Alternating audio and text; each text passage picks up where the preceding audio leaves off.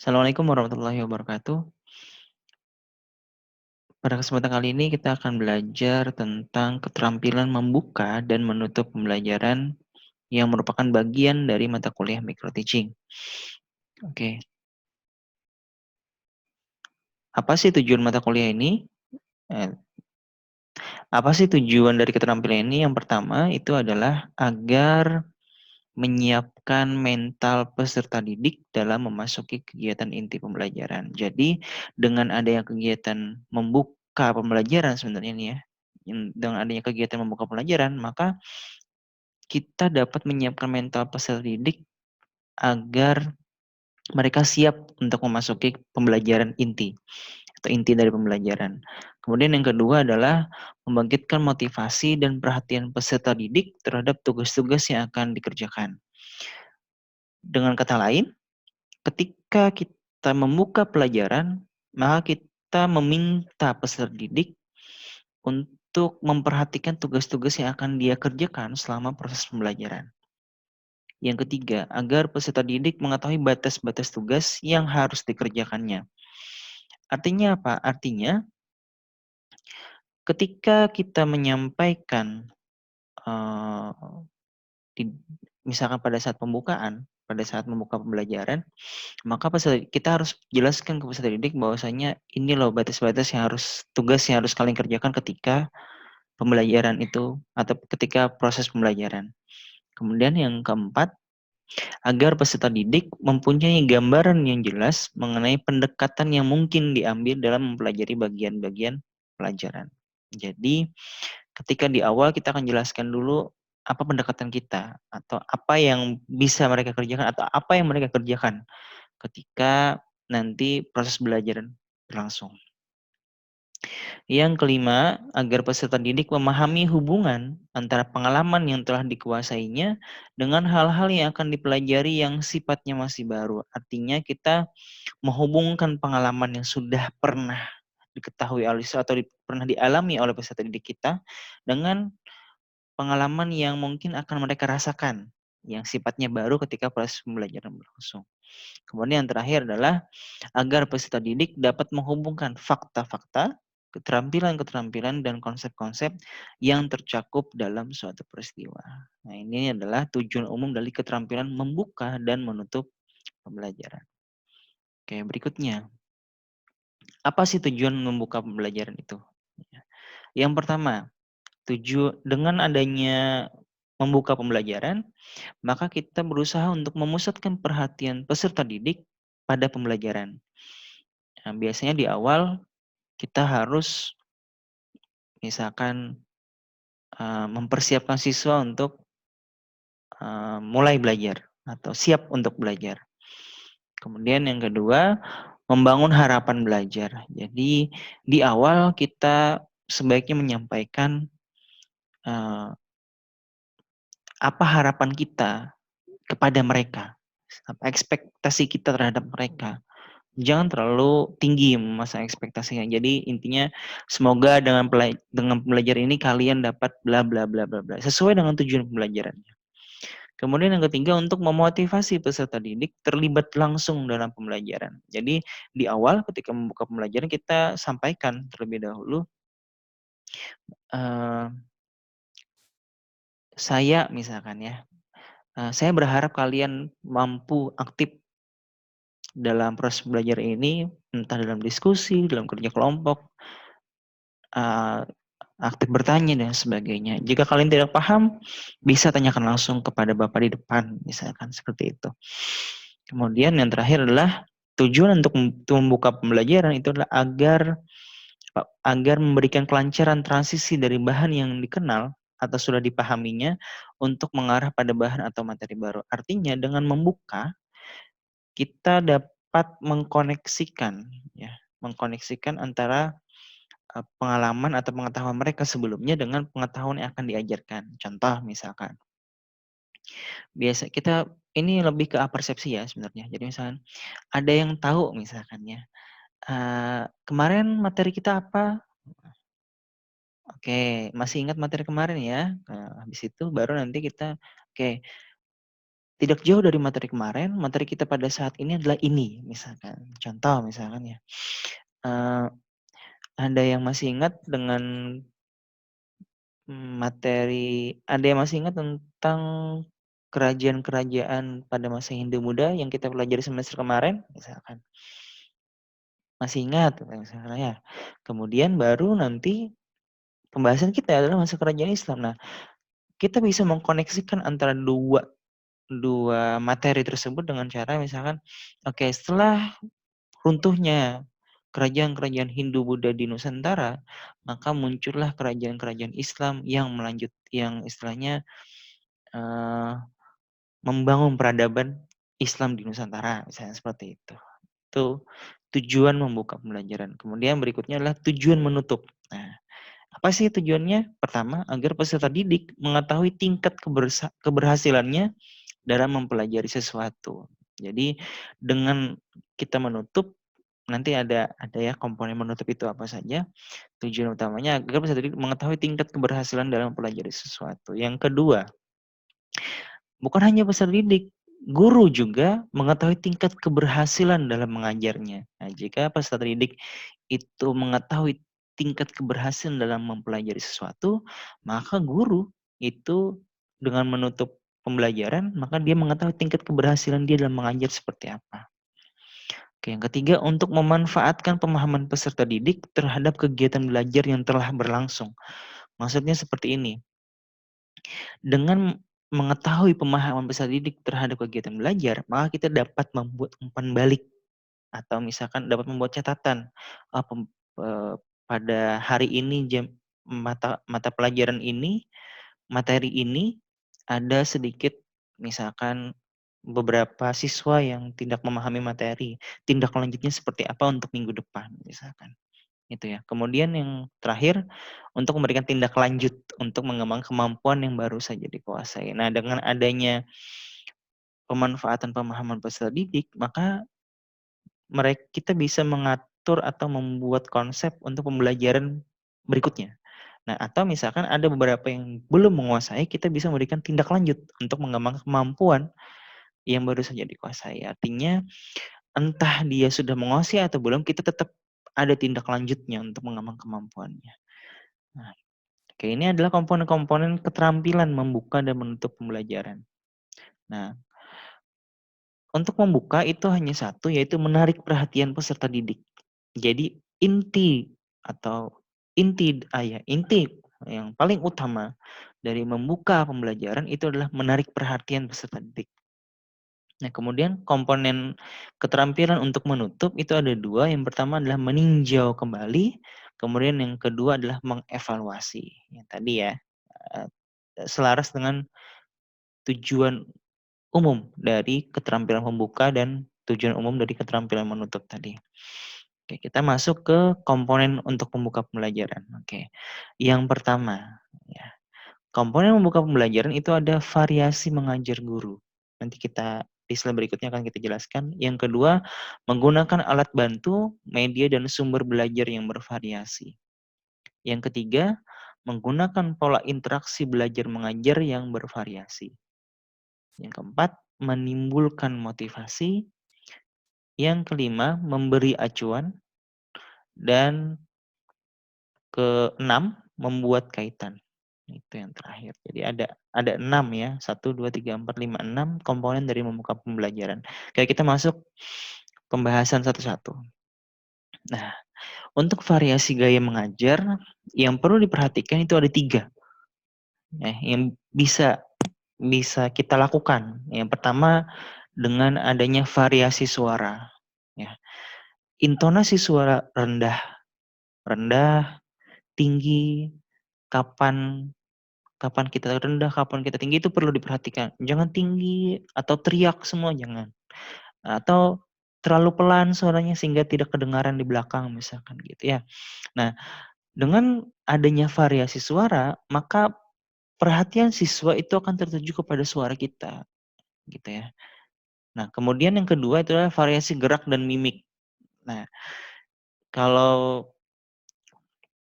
Variasi gerak dan mimik ini bisa misalkan dengan adanya gerakan tangan misalkan ya, atau atau mungkin ekspresi dari wajah misalkan ya. Nah, itu contoh dari variasi gerak dan mimik. Kemudian yang ketiga, variasi posisi. Nah, kalau saat mengajar usahakan ketika membuka pelajaran jangan hanya duduk di depan meja. Usahakan minimal berdiri. Berdiri di tengah ruangan atau mungkin di samping meja tidak tidak ada masalah. Yang penting jangan duduk gitu ya. Oke. Berikutnya alat bantu, media dan sumber belajar. Salah satu cara untuk menarik perhatian peserta didik itu adalah dengan menggunakan alat bantu. Ya, misalkan peta. Kemudian yang kedua, media, misalkan slide presentasi. Kemudian ada sumber belajar, misalnya buku. Itu adalah salah satu cara untuk menarik perhatian peserta didik. Jadi yang pertama adalah variasi gaya mengajar, yang kedua adalah dengan menggunakan alat bantu, media, dan sumber belajar. Oke. Yang ketiga itu adalah untuk menarik perhatian peserta didik, kita melakukan pola interaksi belajar mengajar. Nah, ini ada 3 pola interaksi. Pertama adalah satu arah, di mana guru hanya atau pendidik hanya memberikan materi kepada peserta didik tanpa ada umpan balik, tanpa ada diskusi, tanpa bertanya jawab, dan hanya ceramah saja. Sehingga pola interaksi satu arah itu adalah ketika guru menganggap peserta didik tidak tahu apa-apa. Ya, jadi mereka itu dianggap patung lah istilahnya. Jadi dari masuk sampai keluar kelas, gurulah yang berbicara di depan kelas. Itu pola interaksi satu arah. Kemudian yang kedua, pola interaksi dua arah ini terjadi diskusi misalkan antara pendidik dengan peserta didiknya. Biasanya dengan menggunakan mungkin metode tanya jawab, metode ceramah bervariasi misalkan. Kemudian ada juga metode diskusi ya. Nah, kemudian yang multi arah ini bukan hanya satu orang siswa dengan satu orang guru, tapi juga banyak ya. Jadi bisa nanti antar kelompok, bisa misalnya kelompok kecil, bisa kelompok besar, bisa guru dengan kelompok kecil, bisa antar kelompok kecil, bisa dengan antar kelompok besar misalnya. Atau kelompok kecil misalnya cuma 2 orang.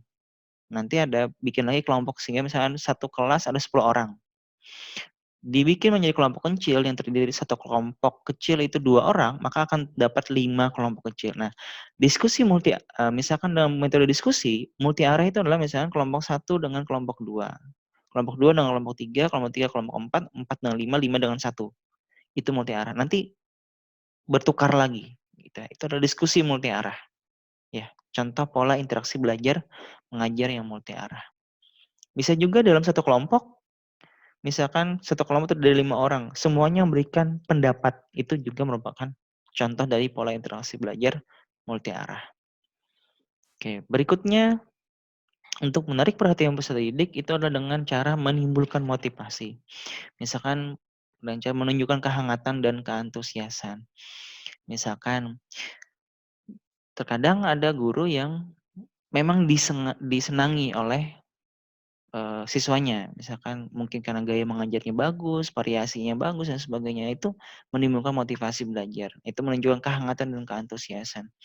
Misalkan gurunya berbicara lemah lembut, tidak pernah marah dan sebagainya, gitu ya. Itu salah satu cara untuk menimbulkan motivasi. Kemudian yang kedua itu adalah dengan cara membangkitkan rasa ingin tahu siswa. Ini bisa kita lakukan misalkan dengan melemparkan pertanyaan pemantik, misalkan. Contoh, oke, sebelum kita belajar peninggalan masa prasejarah pada hari ini, ada yang tahu misalkan apa itu cobek? Ada yang tahu misalkan apa itu kapak? Apa itu palu? Ada yang pernah melihat bagaimana cara orang masa lalu, masa prasejarah itu memotong tanaman dengan kapak misalkan. Nah, itu contoh salah satu beberapa pertanyaan yang dapat membangkitkan rasa ingin tahu. Jadi disesuaikan dengan materinya. Sebelum kita memulai pembelajaran atau misalkan memasuki inti pembelajaran, mungkin ada baiknya kita bangkitkan rasa ingin tahu mereka. Dengan cara apa? Dengan melemparkan pertanyaan misalkan. Itu contoh aja. Kemudian berikutnya adalah mengemukakan ide yang bertentangan. Misal contoh, ini biasanya dapat digunakan di sejarah itu dengan apa ya, kasus-kasus yang kontroversial. Misalkan contoh, kita mengajar tentang misalkan apa ya, Super Semar misalkan yang paling dekat ya, Super Semar. Oke, ada yang misalkan gini, oke, saya punya pendapat misalkan sebelum kita mulai pembelajaran tentang Super Semar, saya punya pendapat bahwasanya Super Semar itu diket ditulis langsung oleh Presiden Soekarno. Bagaimana pendapat kalian? Nah, itu contoh mengemukakan ide yang bertentangan. Artinya apa? Pengetahuan awal mereka terkait Super Semar atau mungkin yang mereka dapat dari buku, dapat dari video atau sumber yang lainnya, itu biasanya kita dapat pertentangkan idenya, ya. Itu contoh aja. Kemudian yang terakhir untuk menimbulkan motivasi adalah memperhatikan minat peserta didik. Yang perlu diperhatikan itu adalah yang pertama, gaya belajar mereka. Mereka suka belajar dengan apa? Misalkan dengan tampilan visual misalkan, atau mereka suka dengan musik misalkan. Itu salah satu cara untuk menimbulkan motivasi. Jadi jangan terlalu monoton dalam mengajar. Perhatikan minat peserta didik kita. Terkadang kalau kalian punya banyak kelas, nanti di lapangan misalnya punya banyak kelas, terkadang minat di satu kelas itu berbeda dengan minat di kelas yang lainnya. Jadi jangan dipukul rata semuanya. Oke, berikutnya memberi acuan.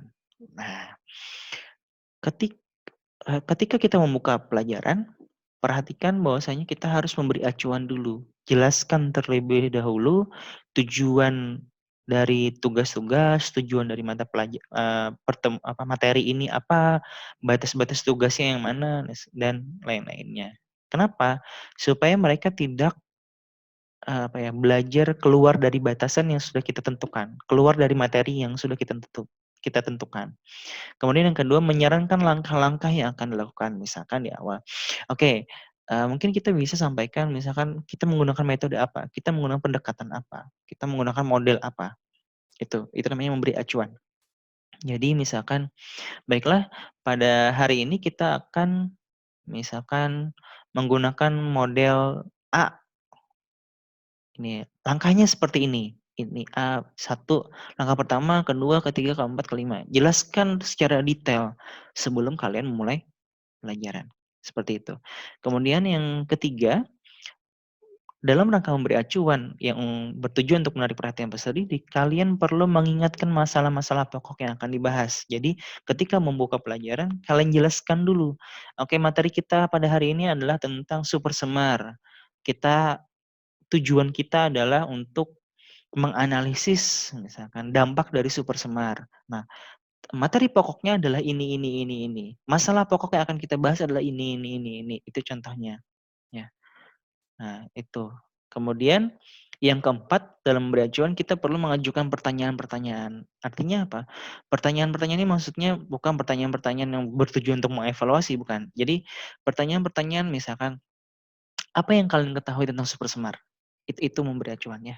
Artinya apa? Artinya ketika mereka misalkan menjawab pertanyaan itu, berarti kita sudah memberikan batasan-batasan apa yang akan kita bahas pada pelajaran itu. Oke, berikutnya yang terakhir dalam membuka pelajaran itu adalah membuat kaitan. Nah, ini yang pertama itu membuat kaitan antara aspek-aspek yang relevan dari bidang studi yang telah dikenal peserta didik. Jadi kadang ketika membuka, kita bisa melakukan misalkan ini ya, misalkan materinya tentang peninggalan masa prasejarah. Oke, ada yang pernah melihat kapak, ada yang pernah melihat palu, ada yang pernah melihat cobek, misalkan. Itu salah satu contoh mengaitkan aspek yang relevan dalam materi itu dengan kehidupan mereka sehari-hari. Jadi dengan mengaitkan itu, mereka secara tidak langsung akan "Oh, seperti ini." Nah, maka kita baru jelaskan nanti di materi, oh ternyata cobek itu, palu itu dulunya sudah dikenal, sudah dibuat oleh manusia purba, misalkan seperti itu. Kemudian yang kedua, membandingkan atau mempertentangkan pengetahuan baru dengan pengetahuan yang sudah diketahui. Misalkan tentang tadi ya, tentang cobek lah misalkan. Oke, eee, pernah lihat misalkan ya, cobek masa prasejarah dengan cobek yang sekarang, bedanya di mana? Oh ternyata dulu menggunakan batu, sekarang sudah ada yang kayu misalkan ya. Atau misal ada yang pernah lihat dulu kapak seperti apa pada masa manusia purba misalkan. Kayak dulu ada yang namanya kapak berimbas, kapak beliung dan sebagainya. Sekarang kapak hanya jenisnya ya cuma satu. Nah, kapaknya yang dari besi misalkan. Itu contoh ya. Itu membandingkan atau mempertentangkan pengetahuan baru dengan pengetahuan yang sudah diketahui. Kemudian yang ketiga, menjelaskan konsep atau pengertiannya lebih dahulu sebelum menyajikan bahan secara rinci. Jadi ini sebenarnya yang perlu diperhatikan ketika kalian eh, mempelajari materi atau mengajarkan materi yang baru. Jadi jelaskan dulu konsepnya, misalkan apa bedanya praaksara dan prasejarah misalkan di kelas 10 ya. Ada materi tentang apa bedanya praaksara dan prasejarah. Nah, kalian jelaskan dulu dua konsep itu. Misalkan apa itu kronologis, jelaskan dulu apa itu kronologis konsepnya. Baru kita menyajikan bahan secara rinci. Itu yang harus kalian lakukan. Oke, sekarang kita masuk ke komponen menutup pembelajaran. Nah, ada dua komponen dalam menutup pembelajaran. Yang pertama itu adalah meninjau kembali, refleksi, kemudian ada mengevaluasi. Oke, kita akan bahas satu-satu. Yang pertama, meninjau kembali. Nah, meninjau kembali itu ada 3 hal yang dapat dilaksanakan. Pertama, merangkum inti pelajaran. Jadi misalkan, eee Nah, membuat ringkasan dan yang kedua membuat ringkasan ya, yang ketiga membuat kesimpulan. Oke, kita kan bahas satu-satu. Merangkum inti pelajaran Kak. Sebelum kalian menutup pembelajaran, pada saat menutup pembelajaran, itu kalian bisa merangkum inti. Misalkan, oke, pelajaran kita pada hari ini adalah tentang ini. Nah, saya bisa rangkumkan, saya bisa rangkumkan bahwasanya tujuan kita ini adalah ini, apakah sudah tercapai atau belum, ya. Membuat ringkasan, membuat kesimpulan. Ini semua tiga-tiganya bisa dilakukan dalam satu waktu. Nah, yang paling baik itu adalah membuat kesimpulan bersama-sama dengan siswa. Kenapa? Supaya kita bisa mengetahui apakah siswa kita sudah menyerap materi pelajaran yang sudah kita ajarkan ketika proses belajar berlangsung. Jadi misalkan lemparlah pertanyaan kepada siswa, "Oke, baik anak-anak, ada yang bisa menyimpulkan materi kita pada hari ini?" Nah, lemparkan ke mereka. Jangan hanya satu orang, lempar lagi ke lain. Ada yang bisa menambahkan, ada yang bisa menambahkan mungkin sampai 3 4 5 orang, baru kita sebagai pendidik menambahi atau mungkin merangkum merangkum atau meringkas kesimpulan dari yang sudah mereka buat. Itu tugas kita. Itu namanya meninjau kembali. Nah, meninjau kembali ini nanti ada hubungannya dengan yang kedua, yaitu mengevaluasi. Nah, mengevaluasi itu bukan hanya, apa ya, ada secara formatif maupun sumatif nanti ya.